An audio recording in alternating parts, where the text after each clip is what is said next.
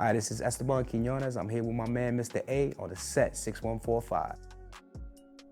Brooklyn, home to many amazing personalities, artists of all types, musicians, rappers, and the like.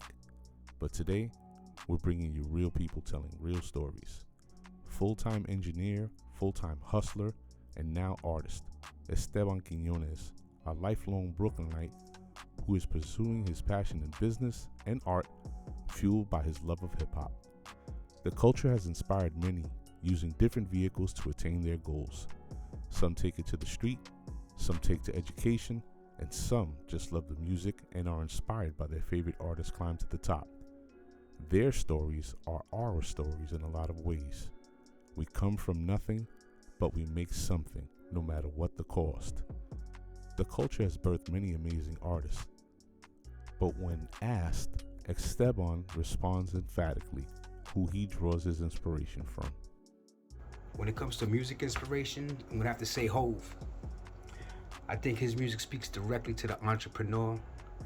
I think he speaks directly to having confidence in yourself and in your creativity. And if you stay true to that, you'll break through, you'll persevere. Today we venture into the heart of downtown Brooklyn, to this location on the top floor where Esteban executes his art.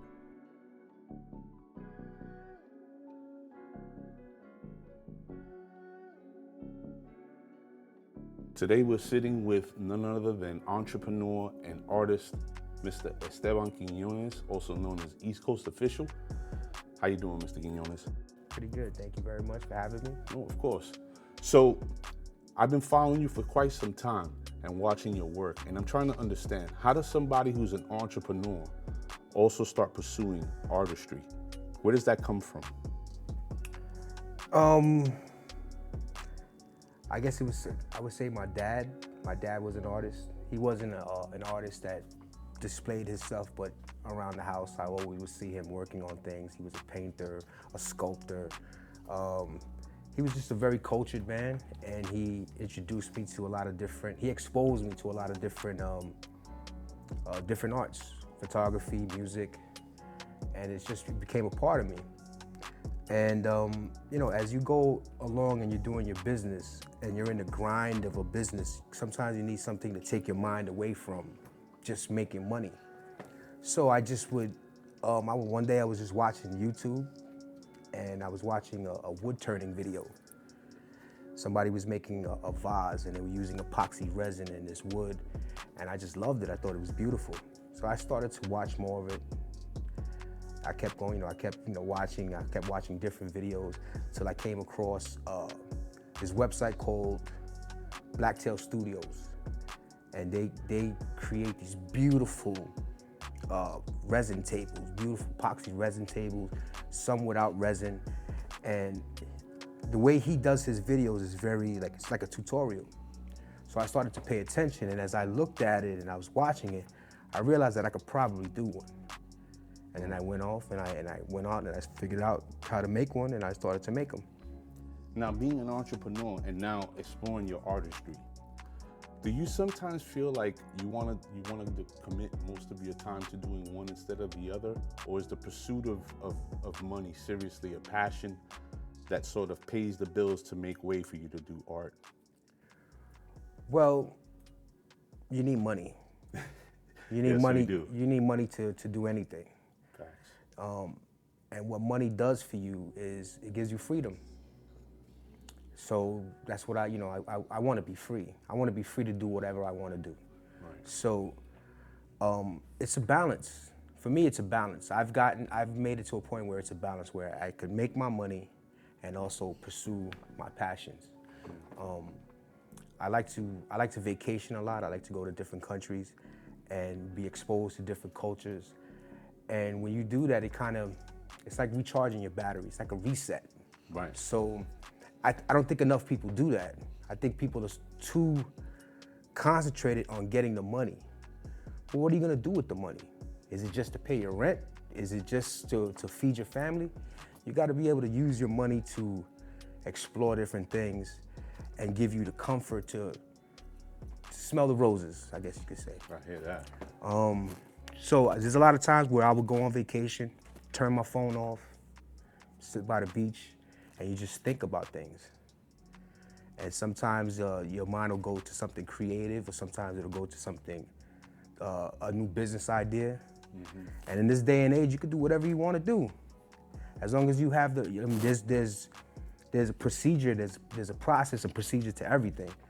But if you have an idea, you just have to pursue it. You have to figure out how to do it. There's steps, and I do that a lot when I go on vacation. When I go on vacation, I'll go to Colombia, go by the mountainside, and take a look at the beautiful land and come up with things. Things come to you. You know, it's like God. God comes right down to you and gives you an idea. He says, "Here."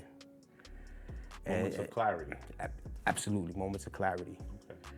And I think people should pursue moments of clarity.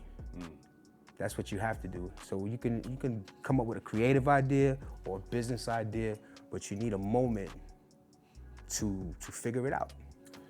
Do you think people today, especially nowadays in the age of information and the availability to, have the ability to even sell products from overseas, like there's a lot of access given to people nowadays due to the internet age. Do you think people fall behind or are not successful because their work ethic isn't in order? I think people are, if they don't get immediate results. That's the thing about this internet age. It shows you the result. Right. It doesn't show you the work. And a lot of times that result might be fake. Yes. You know what I mean? So achieving anything is hard work, no matter what it is. Anybody who's an expert at anything, it took them years to get there. And that's the part that I understand, that I feel like, all right, I'm doing something, I'm pursuing something, and if I don't get immediate results, I don't give up. I keep going. Sometimes you have to dig deep into your mind, into your body, into your soul to figure out, all right, this is what I want to do, and I'm gonna figure it out. And sometimes it takes 10 years. It might take 20 years. Yes, sir. But if you keep at it and you put real effort into it each time, even if nobody's looking, you got to do it. And that's the part that's missing in the internet age. And a lot of the internet age is it's so much information. Right. People are bombarded with things. Right. And you can have two opposing opinions on the same thing. So you need focus, you need discipline, and you have to be able to figure out, all right, I want to do this, how am I going to do it? And then take those steps. And be willing to take those steps for years and years and years and years and years until you get the result that you want. A success is not necessarily a bunch of money all the time. That's right. You know what I mean? It's not necessarily a bunch of money all the time. Sometimes success could be just somebody that you respect acknowledges your work, and you're like, all right, I'm cool with that. It's not not an end. It's a journey. Right. And it's about quality of life. So success should be quality of life, and your business or your art or your creativity should be that. You should have fun doing something. Right. You should have fun doing it, even though it takes hard work, but you like it, so you do it. Listening to a lot of the things that you said, it brings me to a place to want to ask you this question. What do you want to tell people that want to attain that quality of life about failure and the lessons in failure? Oh man, well, failure is going to show you what not to do. I failed a million times. I was living. I had a good job. I had a good job, and I actually had to. I left this job, and I was trying to pursue another career. I made a career shift when I was 45 years old, and it took me a lot longer than I thought it would be. I thought I would. I had it in my mind. All right, I'm going to do this, and these are the steps. So I'm going to just knock it out the park. But it took longer. And I was trying to become an engineer, right? So I went from security management. I was a head of security for a lot of different event spaces. the Hammerstein Ballroom, the Brooklyn Academy of Music. And I was making pretty good money doing that. So I moved into, I got a position at CUNY, which is the Baruch College in Midtown. And so I was doing that, and I had been doing it for 20 years. But I wanted to make a change. So I said, all right, I'm going to become an engineer. And so I tried it, so there's a licensing process. Right. And there's like a written and a practical test. And I failed the written test like twice. And and I didn't have a job. My money was running out. So I had to dig deep into my mind and say, all right, I failed it, but I'm gonna pass it. I'm gonna pass this test and I'm gonna get what I want. And it's a small goal. It's my own personal goal. Right. I wanted to make a change. So that failure showed me, okay, I gotta do something, I gotta do it differently. Your approach has to be different? Your approach has to be different. Right. Sometimes you have to you either have to change your aim or you have to change your target. That's the lesson that you learn in failure. That you have to either change your aim or change your target. And I just kept going. I didn't let the failure get to me, because sometimes people they fail and they let it get to them and they don't try again. And they'll take the easy way out. And that easy way out might seem comfortable in the beginning, but years down the line, you're gonna be like, damn, I should have kept going. If I would have kept going, what would have happened, sometimes like you'll do something. All right, so I started to create these tables. And that's my area right now at this point in time. Right. I might make 30 tables before somebody likes one, and then that one, and then somebody might, hey, I like the first table you did. You know what I mean? Yeah. It might be something like that. That's just like my own personal path. Right. And that's and that's another thing. You have to choose your own path and how you're gonna go about doing something. You can't try to emulate somebody else's path. Right. They're not you, you're not them. You might have a quality that they don't have, vice versa. So you have to pursue your own path in life and figure it out for yourself. Now, I've spoken about being an entrepreneur. I think the people that are watching this understand what you do for a career. One of the passions that you're pursuing in art and designing epoxy and or resin tables. Let's talk about being an entrepreneur. Why don't you tell everybody about your business, how it came to be, and where you want it to go ultimately? Entrepreneurs are special people. It's a 97% chance that you're gonna fail. There's a 3% chance that you might make it. Entrepreneurs live in that 3%. We live in that small chance that it might work. It's something that I think it's a spirit. It's something I've always been this way. When you speak to entrepreneurs, they've always been entrepreneurs. Now it's just a label they put it on. But it's like a hustle that you want to pursue something. You want to work for yourself. And working for yourself, and a lot of people get this part messed up too. When you work for yourself, when you work for someone, you work for someone for 40 hours a week and then you go home. When you're an entrepreneur, you're working 24/7. In my particular business, I do vacation rentals. And I do them in different countries. I do it in Dominican Republic. I do it in Medellin, Colombia. I do it in Mexico, Cabo San Lucas. I'm going to be entering the Brazil market soon. And what's happening is you have people that are on vacation and they have issues at 2 o'clock in the morning. And they're going to call you for some of the stupidest things that you can't possibly handle at 2 o'clock in the morning. But you have to get up and you have to speak to them and address their problem. So it's when you're an entrepreneur, you're working 24 hours a day, 7 days a week, and you're utilizing many different disciplines. You're doing your actual business, but then there's accounting, there's taxes, there's You know, if you have employees, there's different disciplines that you have to do all at the same time, and they're all important. So, yeah, entrepreneurs are special people. How I do it is like I happen to get lucky. You know, I don't know if it's luck because I already had a background like in hotels. I worked at a hotel years ago. I used to work at the Renaissance New York Hotel and at the Algonquin Hotel. So, and growing up, my grandfather worked at the Waldorf and my dad worked at the Waldorf also when he was going through college. And what I learned from them was like guest service.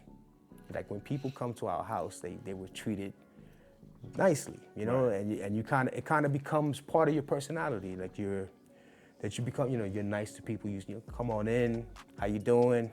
Things like that. Seeing that characteristic come from these two men in your life who are important, you start to emulate it. Right. It's part of who you are. Right. It becomes part of your personality. You know what I mean? You're there. You're there for some, you know, for other people. You're trying to help them, right? So I already had that sort of background, that guest service background. Mm-hmm. So it translated easy to when I actually was staying at a villa in Dominican Republic, and the owner of that villa was he was a Belgian guy, and all of his clients were from Europe. And he said, you know, I need American clients. He said, you think you can help me? And I said, sure, I'll try. And I knew I could do it. Mm-hmm. I said, sure, I'll try, but I knew I could do it. So we started with the one villa. I helped him out. We got his occupancy from 30% to 80% in 2 months. He introduced me to his other friends. They introduced me to the other friends, and I went from one villa. Now I manage 30, all in the North Coast, Sosua area, Cabarete, Puerto Plata. And then very early in that process, I went to Medellin, Colombia, and I met a gentleman who was he's an American living in Colombia, and he had several properties. And I asked him for advice, and he was, I should have paid him for this advice, but he was nice enough. He was nice enough to say, listen, this is how you do it. So he showed me how the steps were. This is very early on, before like Airbnb became the monster that it is now. So I utilize his advice. That's a lot of times, you know, a lot of times people don't do that either. Negative. They'll get advice from someone and don't even use it. Right. So I utilized his advice. I applied it to my business in Dominican Republic, and like I said, we went from 1 to 30. Then when I went back, I showed appreciation by taking that man out to dinner, just to say thank you. Mm. And when I did that, I said, you know, everything that you told me, it worked. You know, and I want to say thank you. We went out for a couple of drinks. He said, well, why don't you start renting my properties? That's how I entered the Colombia market. And now we have 60, 70 apartments in Colombia, 30 villas in DR. I went on vacation. So then once you have that, now you're a vacation rentals person. So now I go on vacation. I went to Cabo San Lucas. I met a person there. I said, hey, listen, this is what I do. I do this here in DR. I do this here in Colombia. I want to do the same thing here. Right. Everybody's looking to make extra money, you know. And other entrepreneurs recognize that, and other entrepreneurs, and they say, all right, well, we'll give it a try. So I started renting apartments in Cabo San Lucas now. Now I'm going to Brazil. We're gonna see what happens there. Why don't you tell the people where they could find these properties? Like if they wanted to get in contact with you to make a reservation, to go to DR and have their own private villa, or go to Colombia and have their own villa or house, or just a hotel room or whatever, how could they find you? Okay, well, of course I'm online. I'm on IG at Real Rentals, Real Luxury Rentals, at Real Luxury Rentals on IG, realluxuryrentals.com on the internet. You can go there easily and book a room. A lot of my clients, they come from word of mouth. Right. You know, I barely advertise. I'm gonna start now because my business is scaling at a rate that I need help sometimes, a lot of times. But yeah, you can find me on IG, Real Luxury Rentals, and online at realluxuryrentals.com. Do you offer a full suite of services? Like, let's say for instance, I want to take a trip to Colombia. I want to rent a villa. I want to ball out, but I want you to take care of my airfare. I want you to, make sure that I have transportation and somebody to sort of help me navigate Colombia when I get out there. Is that something that you handle? All right. Another thing is that because of my security background, I've always been security conscious. So when I go someplace, I vet the businesses that I deal with. So of course, I don't handle airfare. That's something different. I'm not a travel agent. Right. I provide the property. So if somebody wants to come, what I can do is I can provide everything from their arrival to the country to their departure from the country. I can set up your airport transfer, private taxis. I offer private security if needed. It's not really needed, but if you feel that you want it, fine, I can do that. There's a service there. There's a service, and we can do it. Also, like, my clients are kind of like me, so I like to go out. I like to go to the nightclubs. I like to go to fine restaurants. So I go to these restaurants, and I know where I can suggest. So a lot of these places are like my own personal suggestions. Oh, okay. So people are not going to get lost out there wanting to eat a steak and they go to some rinky-dink side of the road place. You're going to send them to quality culinary spots. Every one of my clients, I treat them as if my family was going out there.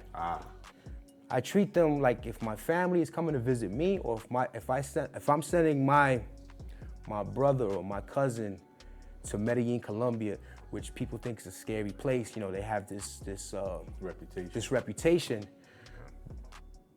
I can show them how to navigate through all of it safely, arrive safely and leave safely. And I think that's the key to my success in these countries. I treat people like family. I treat my customers like their family visiting. I don't just take their money and say, you're on your own. If you want to do that, you're fine, absolutely. But I try to make sure that they're safe. You want to make sure that your clients feel like they're being taken care of front to back, beginning to end. That's why it's that 24-hour business. It's a 24-hour business. So in 2022, we're in the midpoint right now. I'm a definite fan of your work. You're working on these themed tables right now for Game of Thrones, and just the custom work that you've done prior to this. So we're halfway through the year. What can we expect, or what do you hope to accomplish by the end of 2022 going into 2023? Well, like you just mentioned, we've mentioned this off camera. I'm actually doing theme tables now. So I'm doing like a Game of Thrones theme of a White Walker table and a dragon table. I want to kind of pursue different types of art. I want my tables to be one of one. I want them to be, even if you have, because everybody, when you think of epoxy resin tables with these wood slabs and things like that, your mind goes to like a river table, like a blue river table. And anyone who does these type of tables is gonna do that type of table. Right. I wanna do like works of art. And I want them to have some sort of theme.